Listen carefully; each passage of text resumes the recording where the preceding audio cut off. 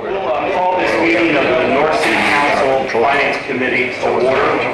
Members present are Mr. Marby, myself, Mr. Cost, Mr. Buff, and Ms. Hall is sitting in for Mrs. Floyd.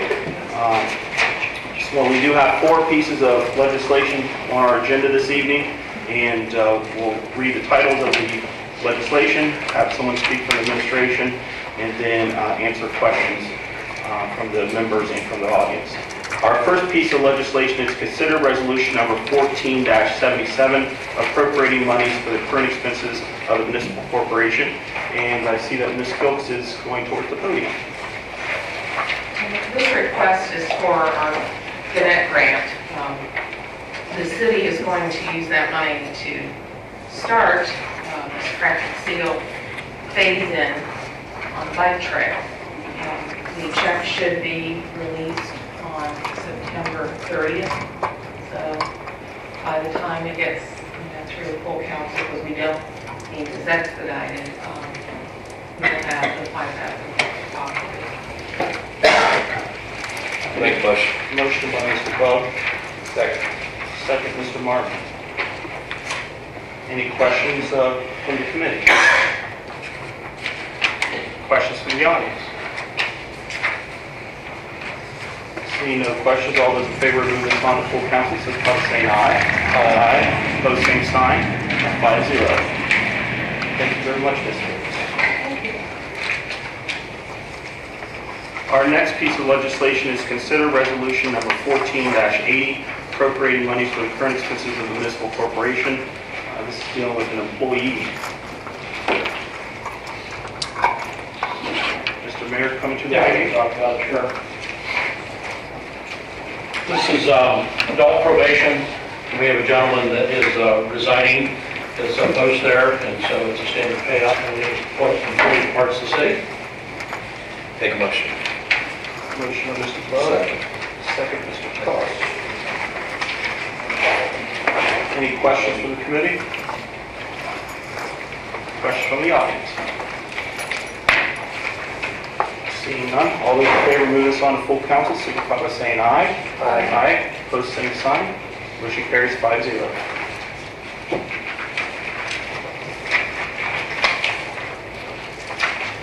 Our next piece of legislation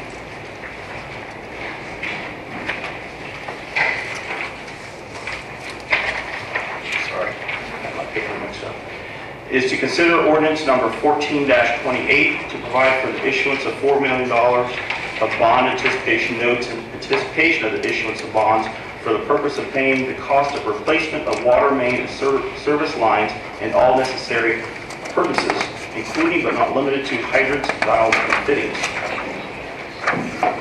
Mr. Loomis, I believe you're going to speak on behalf of this one.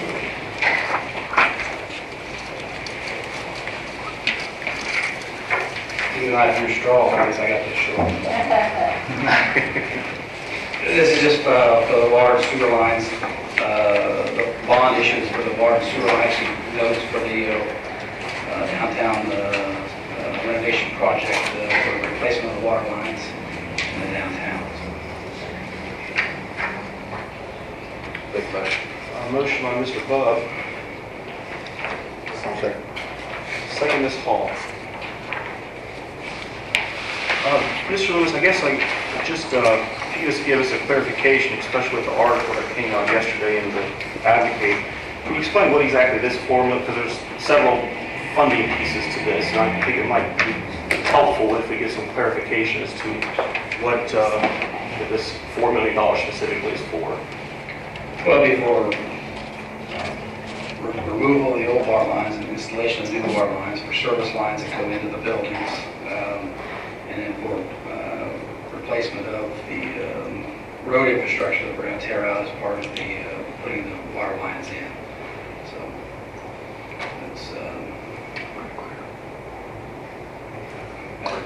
what else? I mean, it includes things like backfill and asphalt and everything else that goes along with the water line replacement. There's going to be some money in that project for temporary water services that we're going to have to deal with while we take the water lines out. Because of the way we're going to have to do the project, we're going to have some temporary water services. So that's going to be part of that cost of doing doing the project.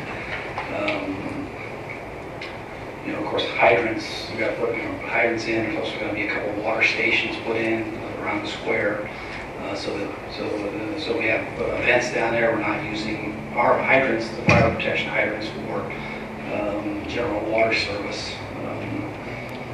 That's more of a convenience kind of thing for us, but it's also a control kind of thing too, to keep people off the hydrants because they're mainly fire protection. So those are the things that are included in that cost. We don't know the exact cost yet because we haven't bid it yet, so we're just, that's our estimated cost of what we think it's going to cost. And it may come in, we're hoping that's the high end because I want to come back and get multiple, that's, as I understand, Steve, that $4 million, if we get that authorization, that's what I can get. And then if it's more than that, I'm going to have to come back and get additional bonding authority, so. And that's why it's initially a note, and then later on, once the bids start coming in, the project gets going, it'll come back later on for a bond, is that correct? So for instance, let's say the bid comes in and it's $3.5 million. The extra $500,000, we would just simply pay back the note on that portion of it, and pay the interest on the rest. So we're only going to pay interest on these until we can bond everything.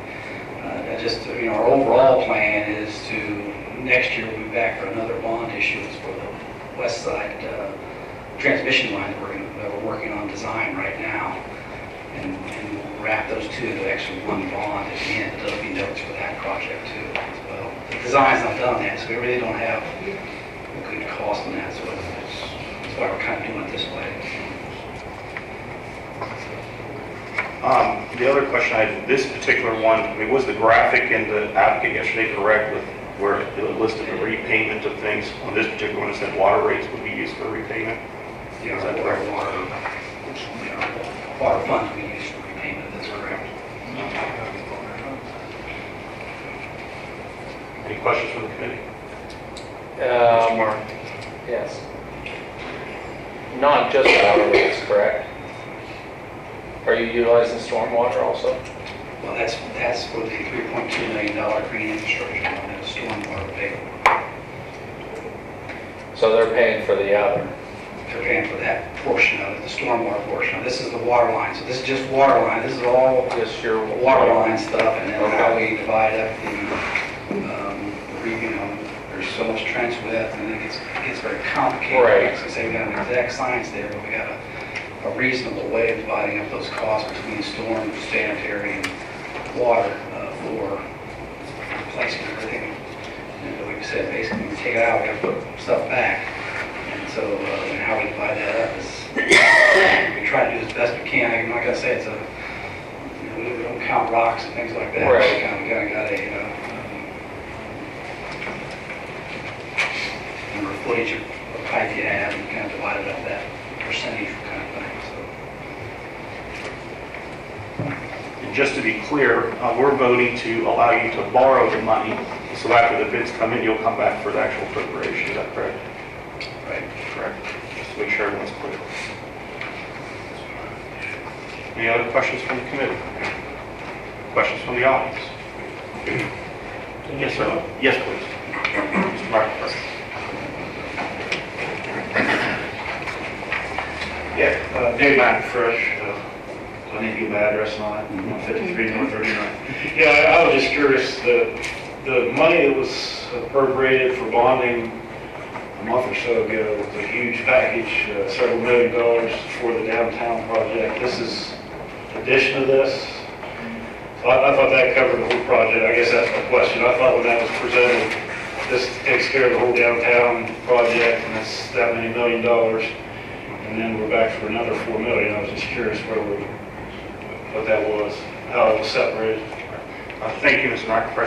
I believe that you might be referring to the downtown fire station, what we voted on here recently. No, downtown, where it was questioned whether that included the roundabouts and everything else, and the answer was that included everything. Is that the vote? Is he talking about the vote that we did just a week ago, 2 weeks ago now? I think you might be That was authorization to bid. To let us bid it, yeah. So we have an authorization to bid and enter a contract. Okay, thank you. So we gave them authorization to bid it, they're coming back to borrow money, and then they'll come back again before we can actually appropriate it. So, yeah. Thank you.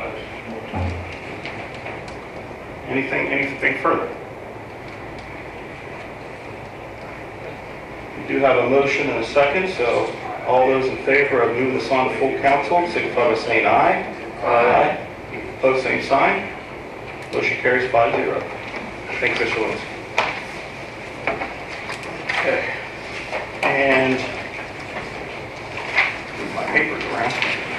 And our last piece of legislation on our agenda is to consider ordinance number 14-29, providing for the adoption of past issuance compliance policies and procedures for tax exempt obligations. Our auditor, Mr. Johnson. This policy says that we will only use borrowed dollars for the purpose that was intended when we borrowed it. That's something we do anyway. However, when we sell a bond or a note, someone buys that, and it represents an investment on their part. So the Securities and Exchange Commission becomes involved, and we have to report to them. Also, when someone buys one of the bonds and notes, it's a tax-exempt investment for them. So the Internal Revenue Service becomes involved. We also report to them.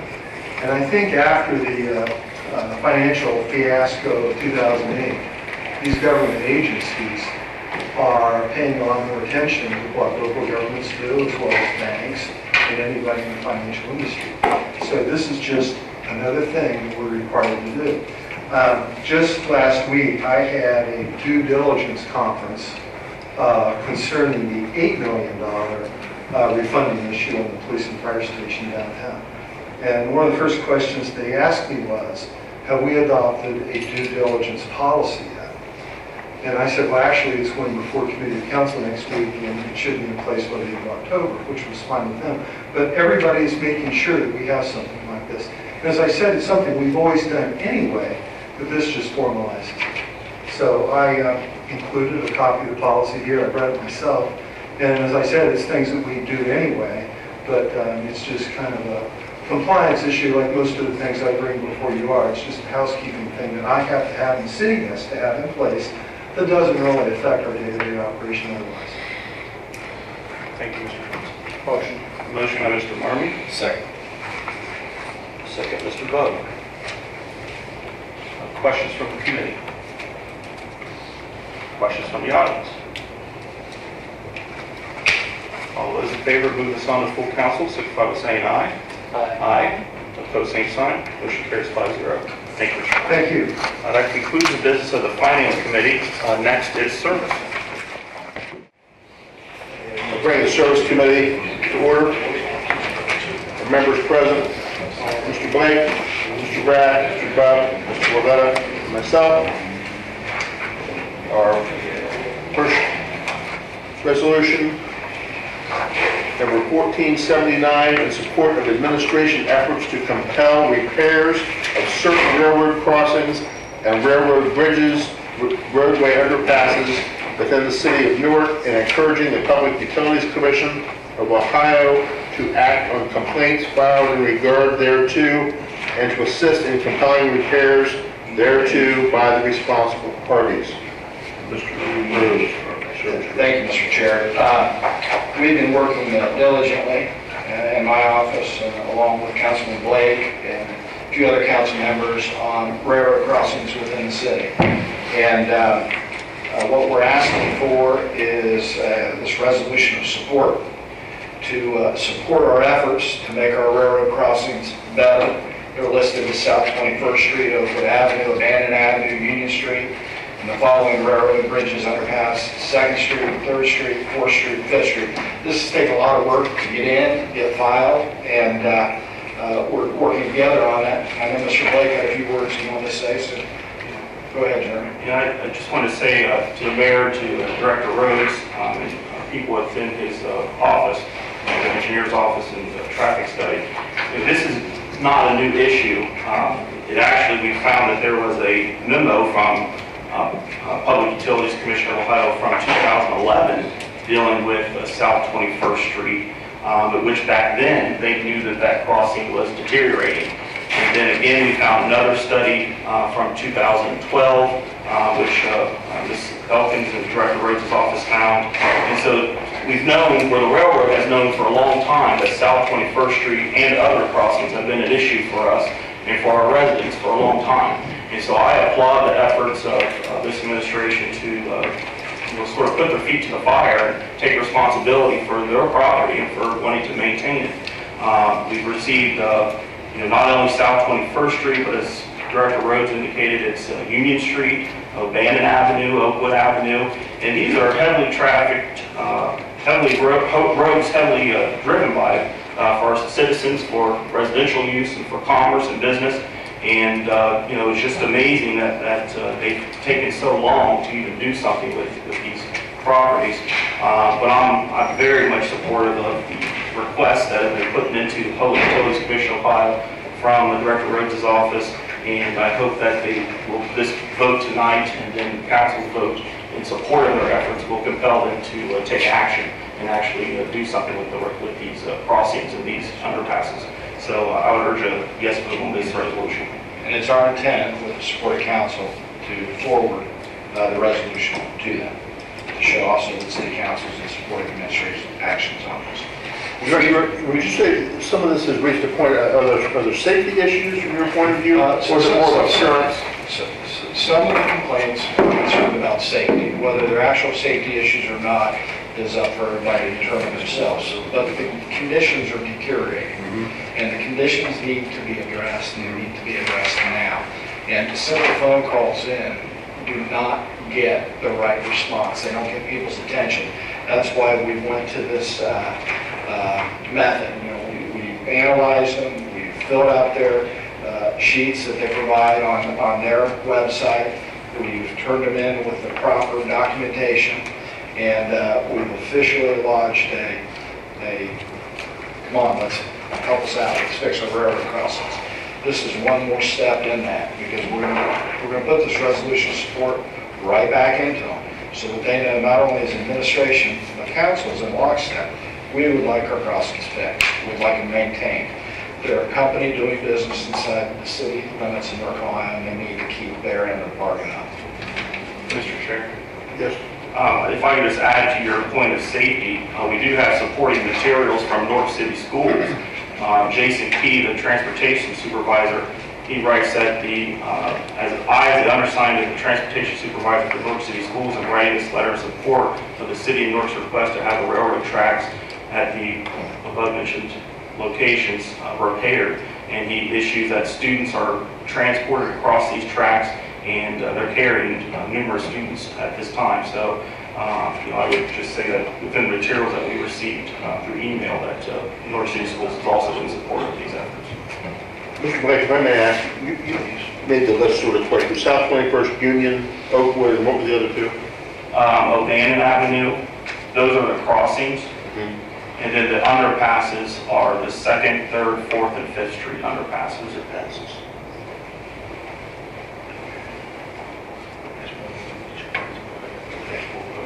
We have a motion. Motion. Second.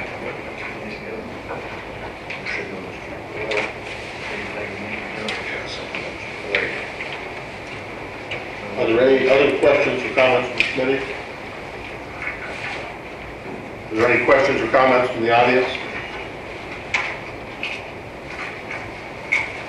All in favor of moving this on to full council? Aye. All opposed, same sign. Passes 5-0. Thank you, Mr. Chair, Jeremy, thank you. Thanks for everybody's had some input and help with this matter.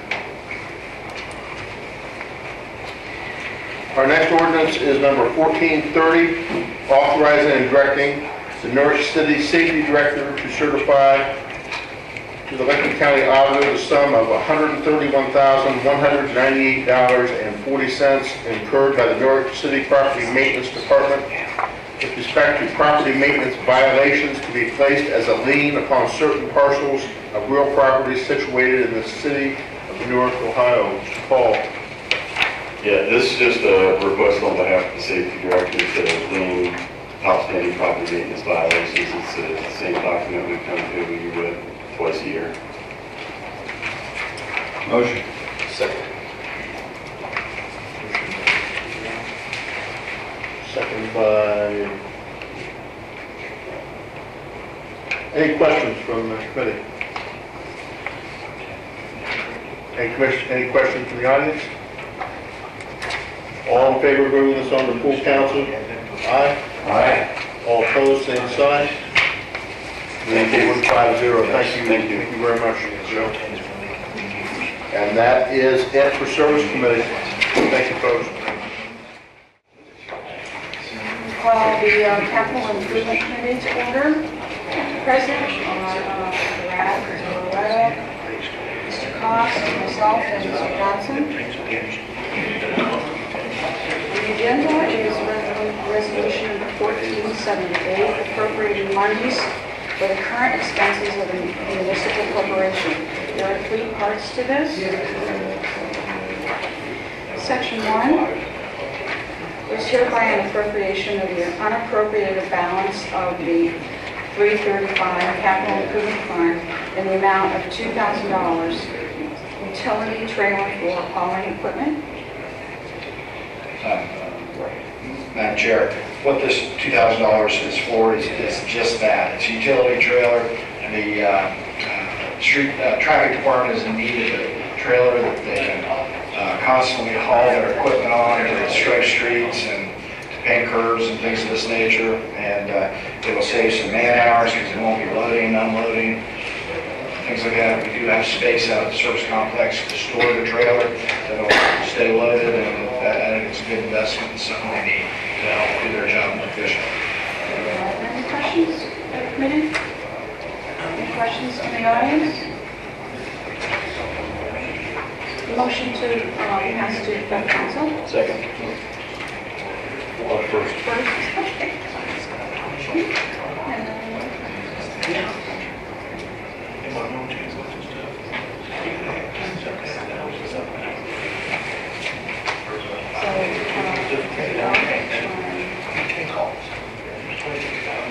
All those in favor say aye. Aye. All those opposed, same sign. 5-0. Section 2, there is hereby an appropriation for the unappropriated balance of the 335 Capital Improvement Fund in the amount of $4,200, 5,000 gallon storage tank for brine and portable pump for brine tank. Thank you, Madam Chair. Many of you that have been out to the service complex, you see that we built our first brine tank out there years ago. And last year we ran our first brine tank on the back of a truck to spread brine on the city streets. Earlier this year I was in to ask for dollars so we could buy a second brine tank, which we did do. You were kind enough to give that to me. Tonight I stand before you and say I want to expand this a little bit further. Similar to what we have at the service complex, I want to have a brine tank that sits behind the fire station up on Hollander Street. And I'm also asking in this request, which would give me enough money to not only build that tank, which we would build ourselves, this would buy the materials, I would get another tank for the back of another truck. So when the snow is flying, we'll have 4 snow salt trucks out, and we will have 3 brine trucks out. You know, why is that significant? You know, if you go up Neal Avenue, the Day Avenue, where there's inclines and you have cars on both sides, when you plow that street in and you put salt in it, you've plowed the cars in too. But what we hope is with brine, it's an instant activator. It'll melt and a lot of that will go away and people won't be plowed in. And this will help us with our hills. Motion. Second. Motion moved to full council. Brad? I'm sorry. You second. Would you like to move to full council? All those in favor say aye. Aye. All those opposed, same sign. Pass 5-0. And we have section 3. There is hereby an appropriation of the unappropriated balance of the 335 Capital Improvement Fund in the amount of $10,254. Fence, materials, and labor for impound lot. Many of you know for years from my conversations that we're unhappy with the organization of the impound lot. That's one of the things we're going to be addressing in the street and traffic reorganization, which I'll be in front of Personnel Committee in their last meeting of October, which Mrs. Floyd will chair. But what we're going to do is we're going to expand the impound lot. We're currently clearing some land for some debris and things of this nature. Now, what these dollars will do will allow me to move the fence and to make the impound lot bigger. And we are using the Newark company to do the fence. Any questions from the committee? Audience? Motion to move to full council? Motion.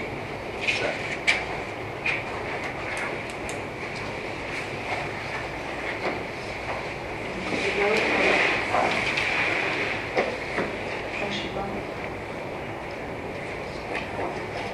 All in favor, say aye.